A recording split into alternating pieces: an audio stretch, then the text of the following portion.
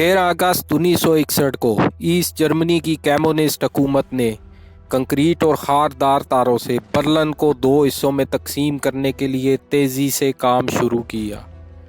तो अवाम पे ये तासर दिया गया कि ये सब कुछ इन कम्युनिस्ट मुखालफ क़ुव्वतों को रोकने के लिए है जो तेज़ी से ईस्ट बर्लिन में घुसना चाहते थे, लेकिन दर हकीकत हुकूमत के अज़ाइम कुछ और थे। वो इन आज़ादी पसंद और कम्युनिस्ट मुखालफ लोगों को वेस्ट जर्मनी में जाने से रोकने के लिए सारा खेल खेल रहे थे। दीवार बर्लिन को अबूर करने वाला पहला शख्स एक सिक्योरिटी गार्ड हैंस कॉनरेड शूमैन था, जिसे तामीर होने वाली दीवार के सामने ये हदायत देते हुए तैनात किया गया था कि वो किसी भी शख्स को इस तरफ से दूसरी तरफ जाने से रोके, और अगर इसे गोली भी चलाने पड़े तो इसे ऐसा करने की इजाज़त है। हैंस ने सारे मामले को समझ लिया, अगरचे इस पे दूसरे गार्ड्स ने गोलियां भी चलाई थीं। यूं दीवारें बर्लिन को अबूर करने वाला ये पहला शख्स था।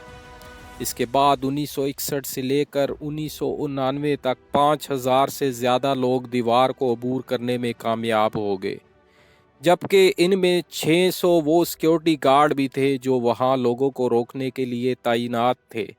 140 अफराद दीवार फांदते हुए रूसियों की गोली का निशाना बने और 101 लोग हादसात का शिकार होकर जख्मी होकर रूसियों की कैद में चले गए, जबकि कुछ नौजवान लड़कों ने दीवार अबूर करते हुए नाकामी की सूरत में खुदकशी भी कर ली।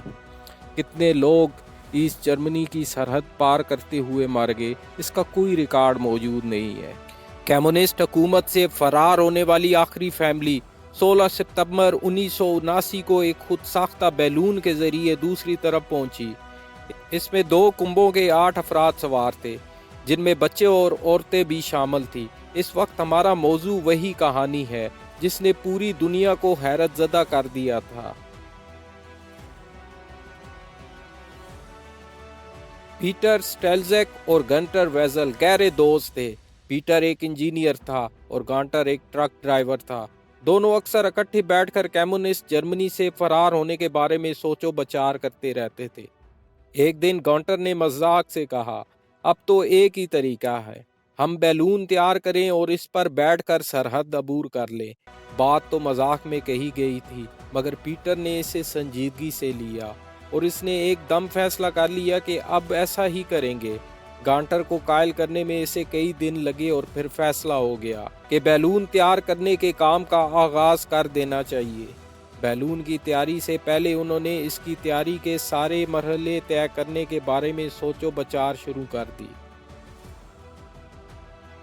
उन्होंने मुख्तलिफ टीवी प्रोग्रामों में बैलून उड़ते हुए देखे और इस बैलून इंटरनेशनल फेस्टिवल का मुजाहरा भी देखा जो न्यू मैक्सिको में हुआ था।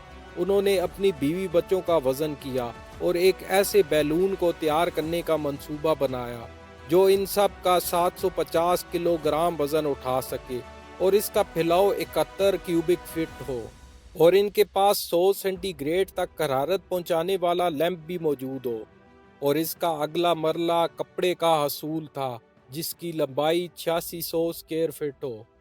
उन्होंने आसपास के इलाकों में कपड़ा तलाश करने की कोशिश की, मगर कामयाबी ना हो सकी। वो अपने गांव से 50 किलोमीटर एक दूसरे शहर में पहुंचे, जहां से इन्हें 850 मीटर का कपड़ा एक थान की सूरत में मिल गया। इतने बड़े लंबाई के कपड़े की खरीदारी पर स्टोर का मैनेजर हैरान था, लेकिन उन्होंने इसे बताया कि वो इस कपड़े को छुट्टियां गुजारने के लिए एक टेंट तैयार करने का इरादा रखते हैं। पीटर की बीवी वेंजल 2 हफ्तों तक इसे हाथ मशीन से सीती रही, इसे एक बैलून की शक्ल देती रही और पीटर मुख्तलिफ अशिया को जोड़कर गंडूला तैयार करने की कोशिशों में लगा रहा। इसने इसके लिए एक बड़ी बोतल और स्टील का इस्तेमाल किया। उन्होंने पहला तजर्बा ज़िग्नार्ग नामी शहर के करीब जंगल में किया, जो कि वेस्ट जर्मनी के बॉर्डर से सिर्फ 5 किलोमीटर दूर था। बैलून में बहुत सी खामियां थी। सबसे बड़ी खराबी ये थी कि उन्होंने जो कपड़ा खरीदा था इससे हवा का बाहर की तरफ इखराज होना शुरू हो गया था। ये एक मायूस कुन बात थी, मगर उन्होंने हिम्मत ना हारी और इस बात का जायजा लेना शुरू कर दिया कि कपड़े की कौन सी किस्म है जो बैलून की तैयारी में इस्तेमाल होती है। दूसरे मरले में उन्होंने मुख्तलिफ इक़साम के कपड़ों का जायज़ा लिया और इस नतीजे पे पहुंचे कि नैलून और एस्फीटा ही ऐसा कपड़ा है जो बैलून की तैयारी में काम आ सकता है। उन्होंने छतरियों में इस्तेमाल होने वाले कपड़े के बारे में भी गौर किया। इसके अलावा उन्होंने ये भी जायज़ा लिया कि कौन सा कपड़ा ऐसा है जो गंडोला की हरारत को भी बर्दाश्त कर सके। इस मकसद के लिए छतरियों का कपड़ा मिसाली था, मगर ये बहुत महंगा था, लिहाजा उन्होंने एक मखसूस किस्म का फीटा नामी कपड़ा पसंद किया और इसे खरीदने के लिए 160 किलोमीटर दूर एक शहर लिप्जिग के सुपर स्टोर पर जा पहुंचे। उन्होंने वहां अपनी ज़रूरत के मुताबिक आर्डर दिया, अगरचे वो खौफजदा भी थे कि इतने बड़े आर्डर पर स्टोर का मालिक कहीं east Germany state security services को शिकायत ना कर दे।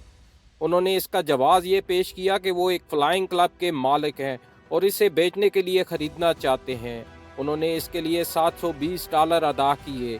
अगले दिन इन्हें कपड़ा मिल गया। वो इसे गाड़ी में रख कर ले आए।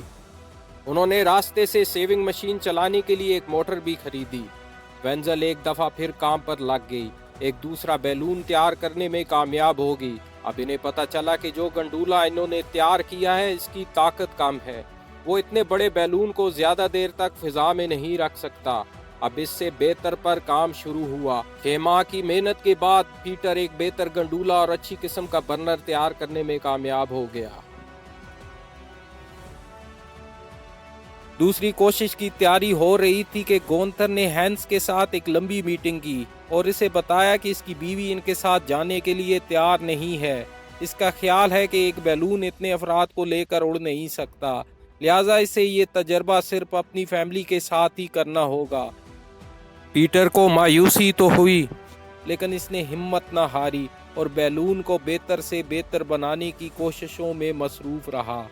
इसने अपनी बीवी के साथ बैलून को तैयार करने में अच्छा खासा वक्त गुजारा।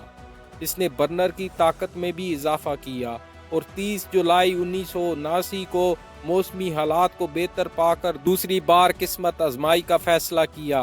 पूरा खानदान सुबह 1:30 पर घर से निकला और एक मखसूस जगह पर पहुंचकर गुब्बारे में सवार हुआ और 6600 फुट की बुलंदी तक पहुंच गए। इनका रुख मगरबी जर्मनी की सरहद की तरफ था। बदकिस्मती ये आसमान पे बादल छा गए और गुब्बारा इन बादलों से होता हुआ मगरबी सरहद की तरफ उड़ता रहा। बारिश की बूंदों ने गुब्बारे का वजन भारी कर दिया और इन्हें ज़मीन पर उतरना पड़ा। वो सरहद से तकरीबन 180 किलोमीटर दूर सरहदी जोन के करीब उतरे। इन्हें इस बात का यकीन नहीं था कि वो उस वक्त कहाँ थे। इन्हें वापस आने के लिए रेड जोन के साथ 14 किलोमीटर पैदल सफ़र करना पड़ा।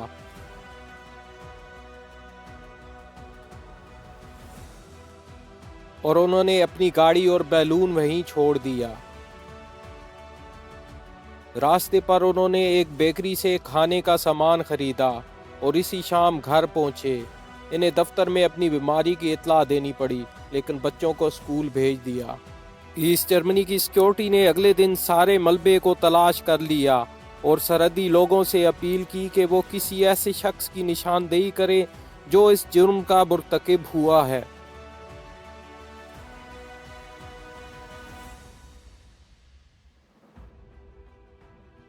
उन्होंने घर आके सारे सबूत मिटा दिए और जल्द अज जल्द एक और गुब्बारे की तैयारी का प्रोग्राम बनाने लगे।